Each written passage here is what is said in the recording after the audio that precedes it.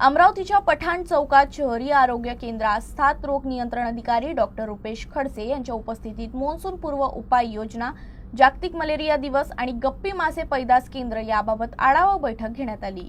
अमरावती शहरात मान्सून पूर्व तयारीला वेग आला असून पठाण चौक परिसरात डेंग्यू आणि मलेरिया प्रतिबंधासाठी महत्त्वाची आढावा बैठक पार पडली। शहरी आरोग्य केंद्र पठाण चौक इथं साथरोग नियंत्रण अधिकारी डॉक्टर रुपेश खडसे यांच्या उपस्थितीत ही बैठक आयोजित करण्यात आली। यावेळी मान्सून पूर्व उपाय योजना, जागतिक मलेरिया दिन आणि गप्पी मासे पैदास केंद्र या विषयांवर सविस्तर चर्चा करण्यात आली। बैठकीदरम्यान परिसरातील डास उत्पत्ती स्थळांचा आढावा घेण्यात आला आणि डेंग्यू, मलेरिया तसेच इतर कीटकजन्य आजारांवर नियंत्रणासाठी आवश्यक उपाययोजनांवर भर देण्यात आला। आरोग्य सेवक दीपंकर बर्डे यांनी मागील 2 वर्षातील डेंग्यू, चिकनगुनिया आणि स्क्रब टायफस रुग्णांची आकडेवारी सादर केली।